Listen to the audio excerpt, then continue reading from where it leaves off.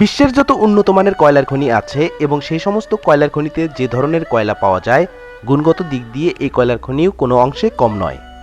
দর্শক মণ্ডলী, রংপুর জেলার পীরগঞ্জ থানার এই খালাসপীরের কয়লার খনির কয়লা যদি উত্তোলন করা হয় তাহলে আমাদের দেশ অনেক উন্নত হবে। কারণ এখানে খুবই উন্নত মানের বিটুমিনাস কয়লা আছে, যা দিয়ে তাপ বিদ্যুৎ উৎপন্ন করা সম্ভব।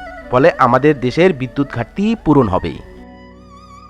সুপ্রিয় দর্শক মণ্ডলী, এই যে আমার পিছনে যে জমিগুলো দেখতে পাচ্ছেন, এটি হচ্ছে কয়লা খনি। ঠিক আমার পায়ের নিচেই আছে বিশ্বের উন্নত মানের কয়লা খনি। 1989 সালে বাংলাদেশ ভূতাত্ত্বিক জরিপ অধিদপ্তর এই কয়লা খনিটি আবিষ্কার করেন। প্রায় 12.56 বর্গ কিলোমিটার এলাকা জুড়ে এই কয়লা খনিটি বিস্তৃত। এখানে কয়লা আছে, কিন্তু আমরা দেখছি যে শুনি আসছি আগে থাকি যে কয়লা এখানে আছে। কয়লাটা তুলে অবশ্যই দেশের উন্নতি হবে, কিন্তু আমাদের বাড়িঘরও কয়লার মধ্যেই পড়ে গেছে। কিন্তু বাড়িঘর আমাদের ছাড়িয়ে যেতে হবে। এখন কয়লার মধ্যে ওখানে উন্নত মানের কয়লা আছে ওখানেই। এই যে রাস্তার থেকে একটু সামনে আছে কয়লা, এখানেও কয়লা খনি আছে। আমাদের বাড়ির মধ্যেও কয়লা আছে নিচ দিয়ে। উন্নতি হোক, কয়লা আপনারা উত্তোলন করেন, তারপরে আমাদের ন্যায্য মূল্য বাড়িঘর দিয়ে দেন, আমরা ওখানে অন্য জায়গায় চলে যাব।